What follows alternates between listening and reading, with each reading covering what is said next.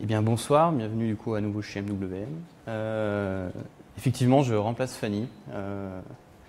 Du coup, vous allez m'excuser, j'ai recyclé cette présentation que j'avais déjà donnée à Android Makers 2020. Bon, je l'ai un petit peu adaptée, mais voilà, si quelqu'un l'a déjà vu, ça marche. Du coup, voilà, c'est ne vous perdez plus avec la localisation Android, Remastered du coup. Je suis Antoine Gérard, du coup je suis ingénieur logiciel chez MWM, Android Developer Advocate. Je suis plutôt sur la partie publishing de l'entreprise. Une petite mise en matière, du coup, va être assez formel là-dessus. Donc je vais présenter qu'est-ce que la géolocalisation d'une manière générale, comment Android géolocalise, se géolocalise lui-même, un petit tour du framework de localisation Android, et ensuite les trucs un petit peu plus techniques, qui sont un peu obscurs, je pense, quand on est développeur, d'une manière générale, pas juste en développeur Android, mais développeur.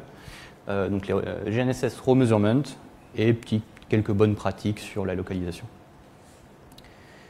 Donc petit warning, cette présentation n'est pas un tutoriel sur comment récupérer une localisation. Vous pouvez ouvrir la documentation Android, elle le fera très bien pour vous. C'est une présentation sur vraiment qu'est-ce que Android peut vous apporter avec les informations de localisation, comment ça marche. Donc première étape, qu'est-ce que la géolocalisation? Bon, petite définition Wikipédia, c'est un procédé permettant de se localiser dans un plan avec des coordonnées géographiques en 2D ou en 3D. Sur Terre, on peut le faire. Du coup, ça fonctionne. Le système de coordonnées, c'est latitude, longitude, altitude, dans les grands mots. Et on peut définir un repère en 3D avec la sphère de la Terre, oui, parce que la Terre est ronde. Et on peut utiliser des satellites pour mesurer les coordonnées. Enfin, mesurer, pour nous aider à faire des coordonnées. Et donc pour ça, c'est le GNSS. Donc le GNSS, alors, je vais mettre un truc un petit peu technique, enfin pas technique, mais plutôt formel, c'est le GPS, ce n'est pas le nom officiel pour tout ce qui est localisation par satellite. Le GPS, c'est la manière américaine de le faire. Le vrai terme, c'est GNSS, donc géolocalisation et navigation par un système de satellite en français. Donc c'est très générique, parce qu'effectivement, aujourd'hui, vous avez pu entendre parler de Galileo, de GLONASS ou ce genre de choses, qui sont des constellations de satellites, mais pas américaines. Les Américains ont inventé le GPS, mais d'autres pays ont fait leur propre système plus tard. Et donc, ce qu'on appelle communément le GPS, du coup, c'est la localisation par satellite.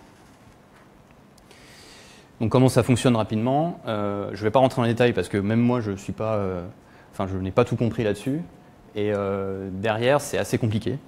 Mais il faut juste utiliser le principe de triangulation qui permet, avec au minimum 3 satellites, de construire une sorte de repère et de calculer notre position en X, Y, Z sur un plan. Donc là, le plan en l'occurrence, c'est la Terre. Voilà. Donc, comment ça marche rapidement? On sait à l'avance les coordonnées des satellites dans le ciel en X, Y, Z. Et on connaît la distance de ce satellite au récepteur. Ensuite, il faut résoudre l'équation qui nous permet de sortir les coordonnées sur le plan. Bon, on résout les équations. Alors, je ne vais pas vous les donner parce qu'elles sont assez dégueulasses, mais elles existent. Bon, maintenant Android. Comment Android se localise?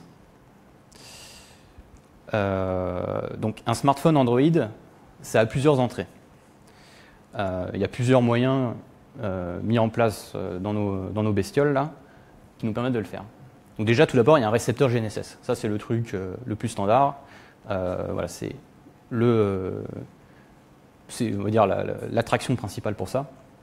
Mais il y a d'autres systèmes. On peut le faire via Wi-Fi, enfin les GSM, donc tout ce qui est Network Localization, et aussi les accéléromètres, mais plus dans une optique de peaufiner la position. Donc, avec ces entrées-là, on a plusieurs manières de le faire. Donc la triangulation pour le GNSS, le fingerprinting Wi-Fi GSM j'en parlais un petit peu après, pour faire de la localisation avec le network. Et les accéléromètres, donc je disais, c'est pour peaufiner la position, mais ça nous permet aussi de se positionner dans un espace 3D sans repère. Ça peut être intéressant dans certains cas d'usage. Donc, la position via GPS, donc ce que j'ai dit, c'était via le récepteur GPS qui est embarqué dans le SoC. C'est le plus précis. Après, il y a des téléphones Android qui disposent de leur propre récepteur GPS qui n'est pas gravé sur le SoC. Une époque, Samsung le faisait. Les constructeurs chinois aiment bien aussi faire ça. Pourquoi ils font ça? C'est que derrière, si on veut avoir la position la plus précise, il vaut mieux avoir du hardware vraiment spécialisé là-dedans et au niveau des antennes aussi. Car du coup, le SoC utilise l'antenne qui est aussi gérée pour les antennes Wi-Fi, la 4G et tout ça. Et ça peut créer des interférences et être un peu moins précis. Voilà. Donc, j'ai parlé des signaux des satellites, mais c'est quoi exactement le signal du satellite? En fait, le satellite émet des petits paquets qu'on appelle des messages de navigation. Un message de navigation est envoyé sur deux fréquences généralement, L1, L5 et même plus maintenant, L1, L2, excusez-moi, et L5 maintenant. Pour le GPS, c'est 2, et ensuite Galileo, il y en a 3. Et plus les constellations sont récentes, plus il y en a.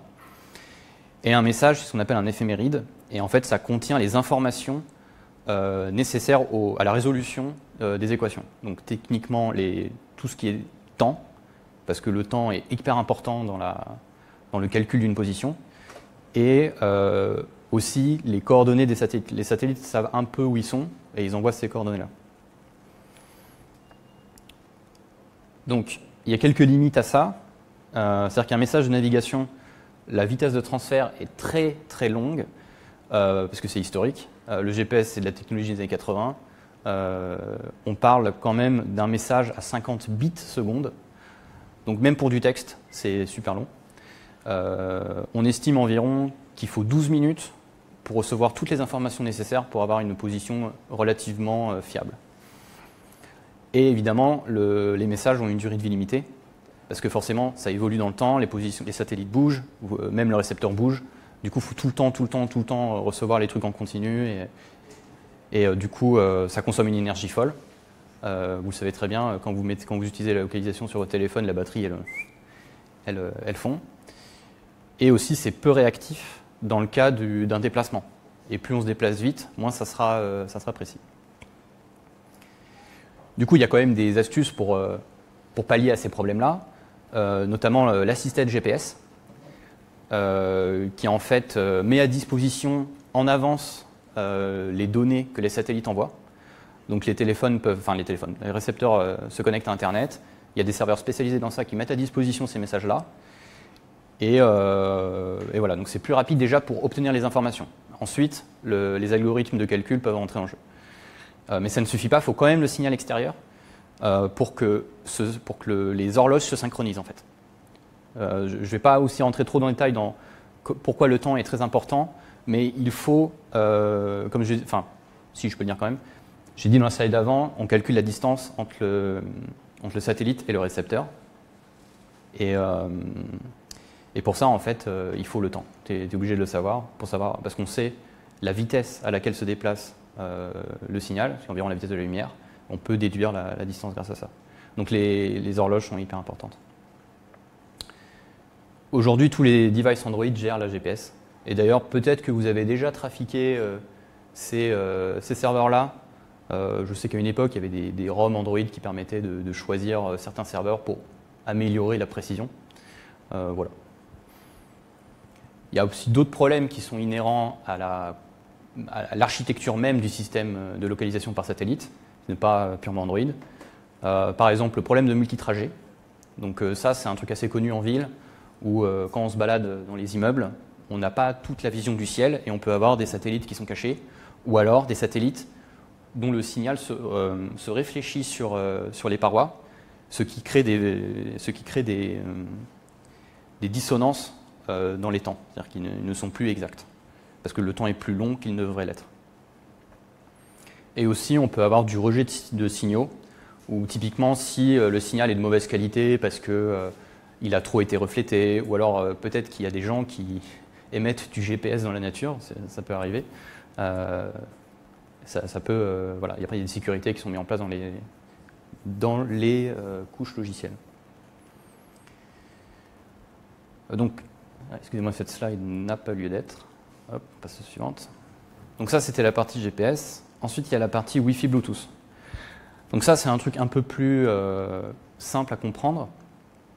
Et c'est assez spécialisé de toute façon dans son utilisation. C'est plutôt pour de la localisation en intérieur. Par exemple, des applications pour guider des gens dans des centres commerciaux, ce genre de choses. Ils utilisent le Wi-Fi pour ça. Et aussi des beacons Bluetooth, par exemple, ce qui est beaucoup plus répandu d'ailleurs, les beacons Bluetooth, que les accès Wi-Fi. Il y a le positionnement GSM. Donc ça, c'est via les antennes 4G, les antennes télécom. Ça, c'est un truc assez classique. On peut même localiser des téléphones, pas Android, grâce à ça. Enfin, je veux dire des téléphones. Ça n'existe plus trop, les téléphones de bureau, quoi, mais on peut faire ça avec ça. Et l'avantage, c'est que ça, bizarrement, c'est basse consommation parce que ça n'a pas besoin de beaucoup d'informations pour le faire. Et les accéléromètres, donc qui est plus pour la navigation, pour le coup. Bon, tout ce qui est détection de vitesse, d'accélération, forcément, mais aussi d'orientation du smartphone. Et plus ou alors pour une position locale. Donc par exemple, on peut imprimer un mouvement en 3D dans l'espace avec les accéléromètres, et ça peut servir dans de la localisation, par exemple.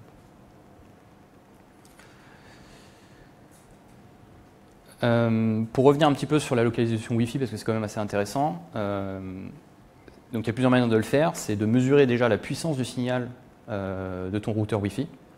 C'est-à-dire que plus ton signal est fort, plus tu se rapproches de ton routeur. Ça a une relativement bonne précision à l'intérieur. C'est pas ouf, mais ça permet de faire des trucs, franchement, à 2 mètres près, on sait où on est, quoi. Et voilà. Donc après, il y a d'autres alternatives à ça. Il y a le round trip time, donc calculer évidemment le temps que met un ping, par exemple, à partir du téléphone, se faire acknowledge par le serveur et revenir. Ça peut être utilisé pour faire de la localisation, parce qu'on peut créer des cartes heatmap, en fait, qui sont précalculées. On dit, voilà, à cet endroit-là, le temps mettra tant de millisecondes à faire l'aller-retour. Et du fingerprinting, donc, qui est c'est un peu similaire à la puissance, mais en gros, tu sais que tu es connecté à telle borne Wi-Fi, donc tu dois être dans cette zone.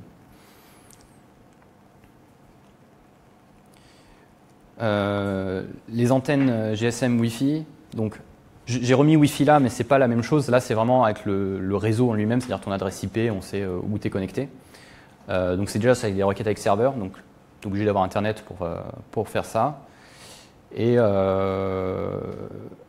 généralement dans Android, c'est utilisé avec l'hybridation des données GSM. Donc d'une certaine manière, je ne sais pas si c'est encore d'actualité parce que cette presse est un peu vieille, mais il y a une époque où Google savait à peu près où étaient les points d'accès Internet. C'était un peu obscur, mais il savait à peu près localiser. Enfin, sur Google Maps, il ne pouvait pas te montrer ta position uniquement avec Internet, mais quasiment en fait. C'est un peu magique, mais il savait le faire. Et du coup, techniquement, juste avec une connexion Internet, tu peux avoir une position quand même assez précise. Voilà. Après, j'ai mis voir network location provider.java pour un peu plus d'informations là-dessus. Mais bon, en soi, c'est le code de l'AOSP, donc il est haut niveau. Et il y a les constructeurs des smartphones aussi qui derrière font leur propre sauce à très très très bas niveau, au niveau driver là-dessus, quoi. Donc globalement, quand on ouvre un écran Google Maps, on a une position qui est, en vrai, qui est très précise. Hein. Ils sont très forts, ça marche très bien. Et donc, pour faire ce genre de truc assez précis, on fait ce qu'on appelle de la fusion de données. C'est-à-dire qu'on va prendre plusieurs inputs, le GPS, le réseau, peut-être les accéléromètres, et avec des algorithmes de pondération, on peut extrapoler ou affiner une position la plus précise par rapport vraiment à la position du smartphone dans l'espace.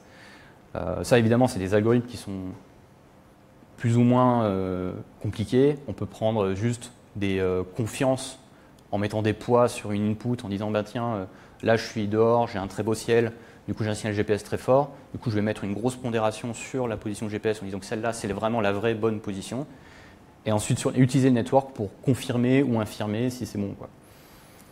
J'en parlerai juste dans la slide d'après, mais tu as aussi Google qui met à dispo via les Play Services un très bon moteur de fusion, qui est même, je pense, un des meilleurs, parce que en vrai la position Android, bah, la position de Maps, c'est ça, hein. La position de Maps est vraiment exceptionnelle, qui utilise ça. Après, les constructeurs aussi des téléphones peuvent le faire au niveau driver. Dans mon passé, j'ai déjà été confronté à ça, notamment sur des téléphones un peu chinois, des téléphones chinois qui aiment bien avoir leurs propres algorithmes, qui marchent très bien aussi, et c'est ce qui peut créer des petites disparités entre certaines mesures.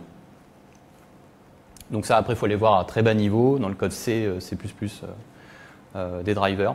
Donc fuselocation.h, ça on peut le trouver, c'est le truc, dans l'AOSP vous l'avez, mais c'est le genre de fichier qui peut être modifié, par exemple sur un Samsung, sur un Huawei. Donc pour revenir vite fait sur Play Services Location, parce que c'est quand même ça qu'on utilise en tant que développeur Android pour avoir dans la majorité pour avoir une position. Donc déjà, il est très performant. Il marche vraiment out of the box, il n'y a pas vraiment besoin de beaucoup de configuration à faire. On fait un get location et on a une position.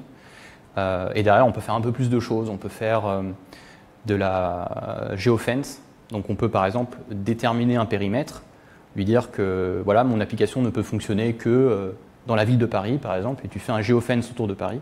Et dès que le téléphone sort de cette zone-là, il envoie l'information, je suis sorti de la zone. Après, on handle comme on peut dans l'application. Et il y a aussi, ça c'est dans le package location, après je ne sais pas pourquoi il est vraiment là, mais je pense que c'est lié. C'est tout ce qui est en rapport avec l'activité physique et le déplacement de l'utilisateur. Donc grâce à ça, on peut savoir plus ou moins si l'utilisateur est à vélo, ou il est en voiture, ou il marche. On peut utiliser ça pour détecter ça. Donc pour les applications de sport, ça peut être intéressant.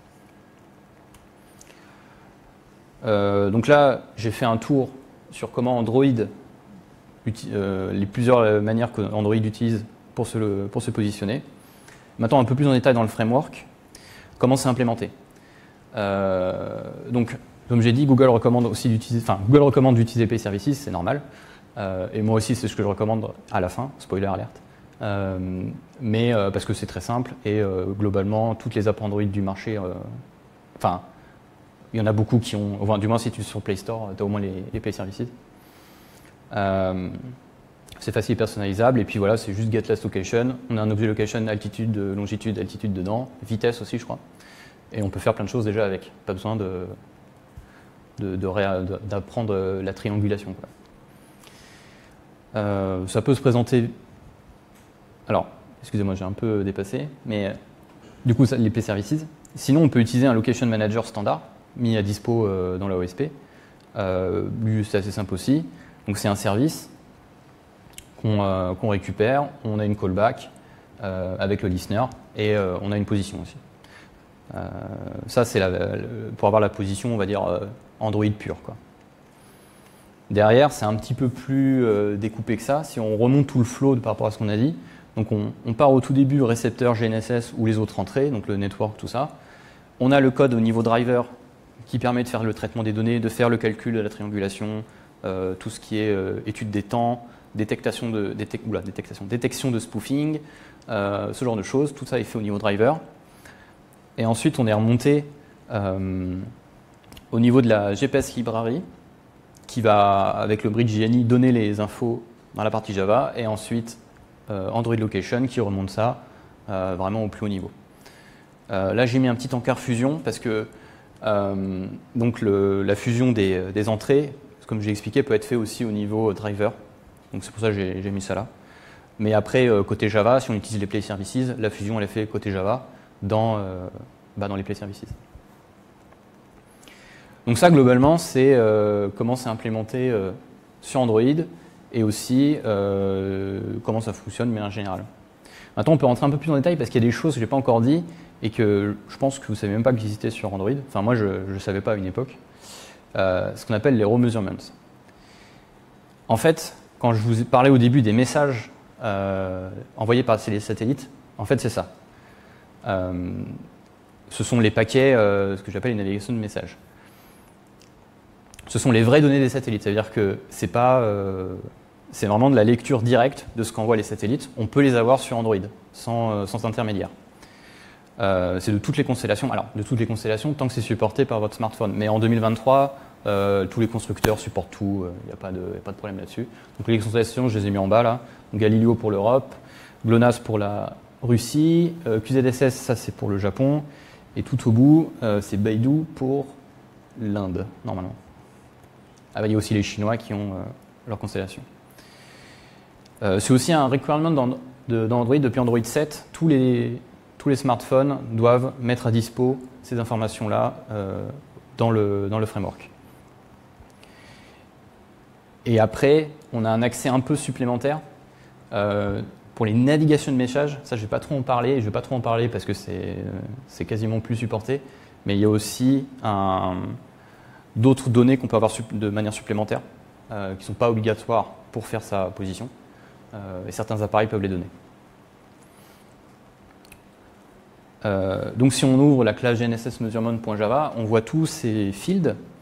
Et en fait, tout ça, c'est toutes les informations que le satellite donne peut vous donner. C'est vraiment la matérialisation d'un message d'un satellite. Et du coup, c'est assez intéressant de se dire que Android nous permet d'avoir cette information-là. Alors, c'est vrai qu'en tant que dev Android pur, bon, c'est un truc, ça on ne regardera jamais. Mais moi, je me suis dit que c'est quand même assez marrant que Google nous donne accès à ça, quoi. Ils auraient pu très bien se dire que non, on n'a pas envie, enfin, c'est pas utile, c'est pas intéressant. Mais du coup, si. Enfin, du coup, si, pour eux, c'est intéressant. Après, il y a d'autres classes, donc tout ce qui est des données de clock, c'est dans d'autres fichiers. Ce qu'il faut se rendre compte aussi, c'est des données très très bas niveau, c'est-à-dire que ça, c'est littéralement sorti du driver, il n'y a pas de traitement fait dessus, on peut les récupérer comme ça.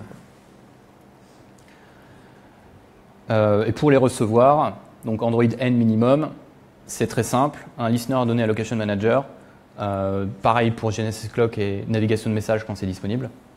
Callback, et ensuite on a un objet GNSS Measurement Event qui dedans il y a une collection de messages et on les parse et on peut les lire. Et du coup, à quoi ça sert globalement d'avoir ces informations? Parce qu'il y a quand même des utilités à les avoir.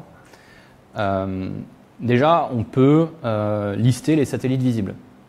Ça peut être assez intéressant, notamment dans des cas d'application, un type Waze par exemple. On a peut-être envie de donner l'information à l'utilisateur de je vois tant de satellites, du coup, plus j'en vois, plus ma position sera précise. Et ensuite, quantifier en mode, voilà, vous avez la meilleure position possible, vous avez une position un peu détériorée, tout ça. Du coup, on peut contrôler la disponibilité du GPS. Donc ça, après, évidemment, il y a des providers dans le framework qui nous permettent de le faire, mais on peut le faire à la main si on a envie. Donc je l'ai déjà dit, mais signaler à l'utilisateur la qualité de sa position. On peut calculer une position à la main si vous êtes suffisamment motivé et que vous n'avez pas confiance en ce que donne le Location Manager, vous pouvez le refaire si vous voulez. Et on peut calculer la vitesse du téléphone. On peut jouer avec les datas pour les applications précises. Donc là, en l'occurrence, c'est une application de Google qui s'appelle GNSS Logger et qui permet justement de négliger toutes ces données-là, de les matérialiser par exemple avec les graphes. Le graphe qu'on voit ici, c'est ce qu'on appelle c'est le signal, la puissance du signal reçu par le téléphone des satellites environnants. On peut après dessiner aussi ce qu'on appelle un skyplot pour faire une visualisation des satellites dans le ciel, par exemple. Il y a des applications, par exemple aéronautiques, qui sont assez intéressées par ce genre de fonctionnalité.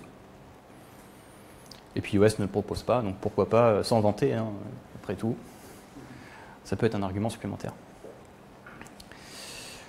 Quelques bonnes pratiques. Alors, je ne suis pas non plus un dieu j'ai pas envie de l'être, des bonnes pratiques.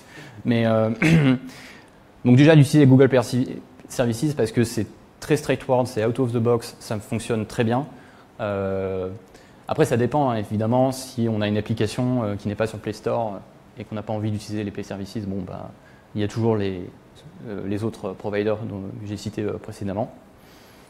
Je conseillerais d'utiliser le Location Manager dans un service. Après, ça, je dis, c'est peut-être un peu vieux, mais à l'époque, en 2018, c'était assez recommandé d'utiliser ça dans un foreground services. Après, avec les changements de politique que Google a pu avoir avec les services, c'est à revoir. Après, ça dépend évidemment de l'utilisation que vous voulez en faire. Si vous avez besoin d'une position ponctuelle, par exemple pour faire la localisation sur une appli météo, quelque chose comme ça, bon, c'est pas obligatoire, mais si par exemple vous faites de la navigation avec une application type Waze, c'est peut-être mieux. Utiliser à bon escient le taux de rafraîchissement. Ça, c'est quelque chose, j'aurais peut-être pu en parler avant. Mais quand on construit un location manager, on passe un criteria. Et dans le criteria, on peut positionner plein de paramètres. Est-ce que je veux une position très précise, moins précise pour consommer plus ou moins d'énergie? Le taux de rafraîchissement. Donc, est-ce que je veux une position toutes les secondes, toutes les 10 minutes, toutes les heures? Et d'autres paramètres. Est-ce que je veux une position exclusivement GPS, exclusivement network? Il y a plein de paramètres comme ça. Donc le taux de rafraîchissement, je dis que faut vraiment faire attention à ça parce que plus on le descend, plus ça va consommer d'énergie, forcément. Donc évidemment, à évaluer en fonction de l'utilisation qu'on veut en faire. Différence entre coarse location et fast location. Ça, c'est pareil, c'est quand on crée le location manager, c'est un truc demandé. Donc, bon, c'est en anglais, donc ça peut être assez compréhensible. Donc, pardon. Ah non, pourquoi il fait ça?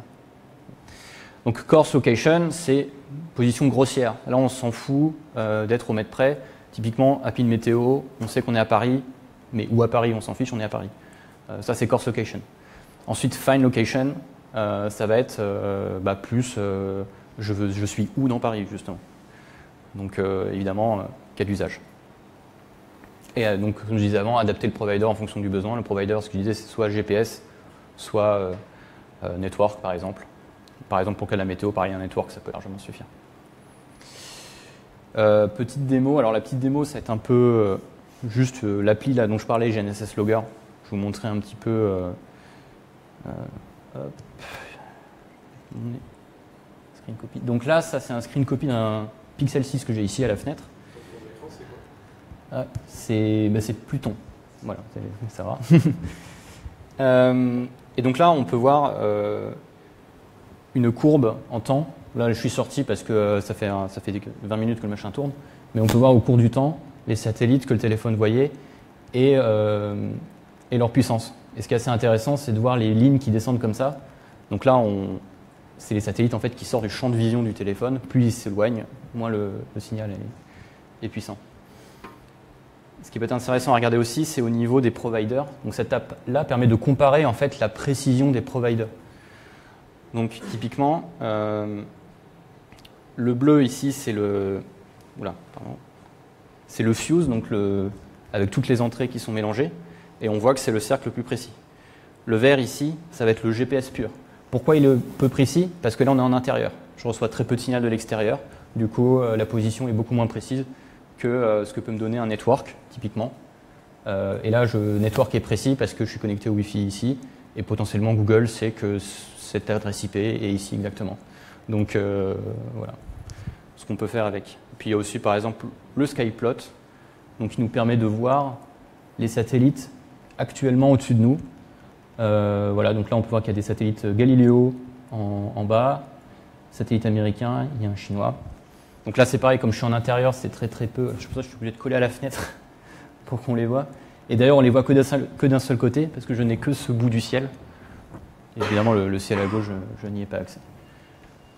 Et donc cette application-là, elle est vraiment à destination d'un public plutôt chercheur, plutôt constructeur de puces GPS ou même, je sais pas, peut-être que chez, je sais pas qui construit les satellites GPS, peut-être qu'il l'utilise pour mesurer la performance. Mais ouais, c'est un cas quand même assez niche. C'est un usage très niche. Je pense que personne ici va utiliser ça. Mais je trouvais ça assez intéressant de montrer que ça existe, que c'est possible sur Android. car après tout, si on fait de l'Android, c'est peut-être aussi parce qu'on aime bien bidouiller des trucs, avoir un maximum de maîtrise sur le hardware qu'on utilise. Et voilà. Tac. Et du coup, merci.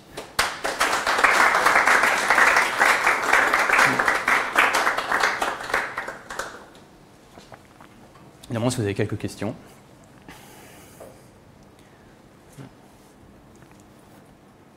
Merci pour la présentation, c'était top.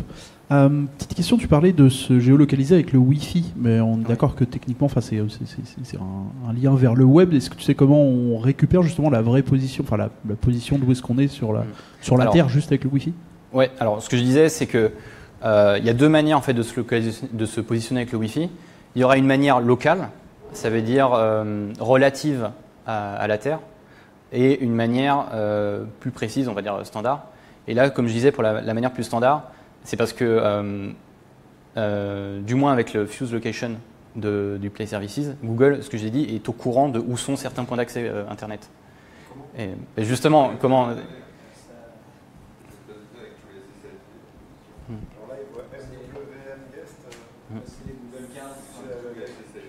Ouais. Il y avait ces histoires de Google Cars, effectivement, quand ils Street View et tout. Et, ils scannaient les points Wi-Fi, ils savaient que, et ils les positionnaient comme ça. Et d'ailleurs, je crois que ça leur a valu quelques problèmes au niveau de l'Europe. Forcément, la vie privée, tout ça, quoi. Mais ouais, donc... Avec des conséquences sur les API, parce que nous, on est obligé d'utiliser le scanning de Wi-Fi pour commissionner des API connectés. Ouais, c'était juste un petit commentaire qu'il y avait aussi des conséquences sur les API. Parce que il y a une version d'Android, alors je ne sais plus laquelle, mais depuis tu ne peux plus faire de scan de Wi-Fi ou de Bluetooth sans demander la permission de Location Find. Et ce qui est ultra perturbant pour tous nos clients, parce qu'à chaque fois qu'on leur demande cette permission-là, et bonjour pour leur faire comprendre que c'est juste pour scanner les Wi-Fi autour d'eux pour donner Internet à un produit connecté ou whatever, parce que sinon sans ça, l'API retourne toujours nul, quoi.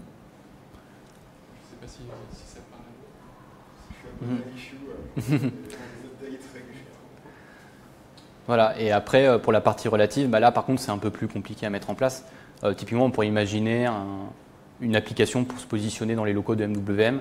Il faudrait tout cartographier, sortir le plan, et puis évidemment avec les balises Wi-Fi un peu positionnées partout ici, les positionner exactement sur la carte, et ensuite faire pré-calculer la position en fait.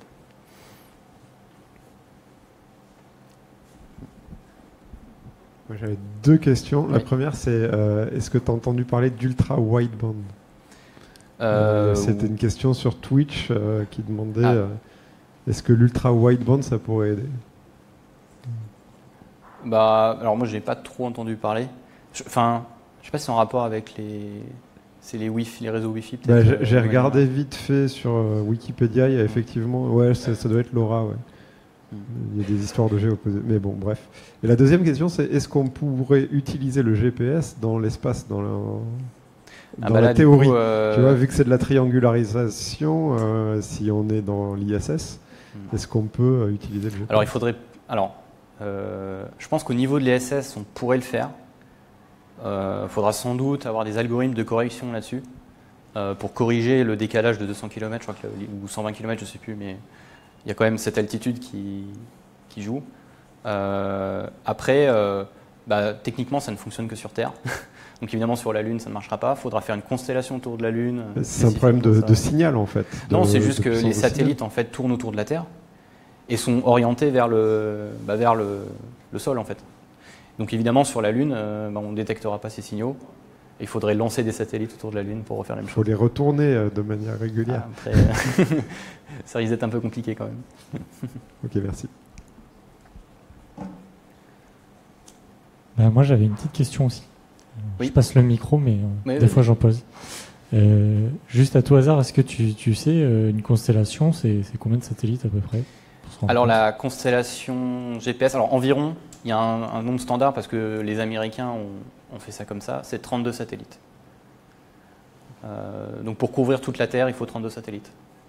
Et quand tu montrais les satellites en live dans l'application Google, on voyait un Américain, un Chinois, Galileo. est-ce que ça veut dire que tous ces satellites sont utilisés en même temps ou la position pour un device n'utilise qu'une seule constellation? Non, alors justement avec les derniers smartphones, ils sont compatibles avec toutes les constellations. Donc ils arrivent à utiliser toutes les constellations, enfin n'importe quelle constellation, qui est 3 Américains, 2 Européens, il pourra te sortir une position. Après, en fonction de certaines constellations, par exemple la constellation russe, nous on la voit, les satellites sont plutôt autour de l'Europe, de la Russie, mais par exemple de l'autre côté du globe, alors peut-être que je me plante sur ce que je dis, mais il y a certains pays qui, eux, sont focus sur leur pays. Du coup, forcément, ils ont potentiellement moins de satellites aussi.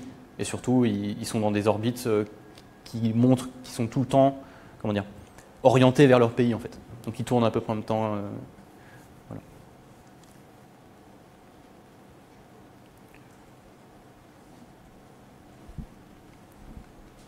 Quand ils ont ouvert les données brutes, en fait, il y a des applications et des projets qui sont apparus pour exploiter ces données brutes en appliquant d'autres algos pour sortir des positions plus précises que celles du GPS. Il y avait le CNES notamment qui avait fait ça en France.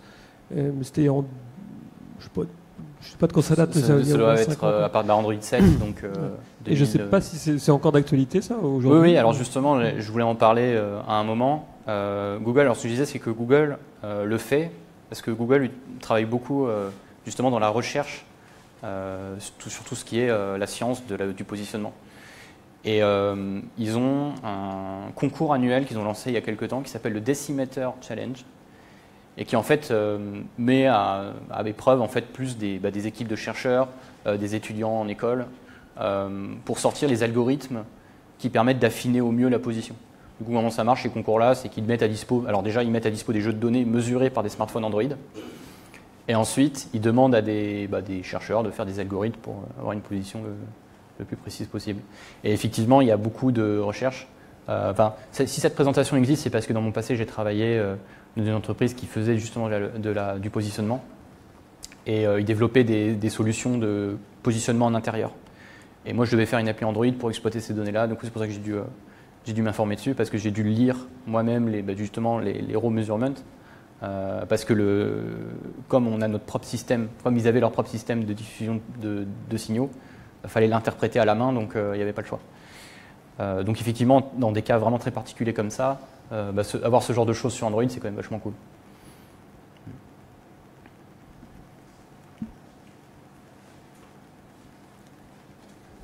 Je vous propose qu'on continue autour des pizzas, parce que les pizzas sont arrivées, et qu'on remercie encore Antoine qui a quand même improvisé en 4 heures cette super présentation.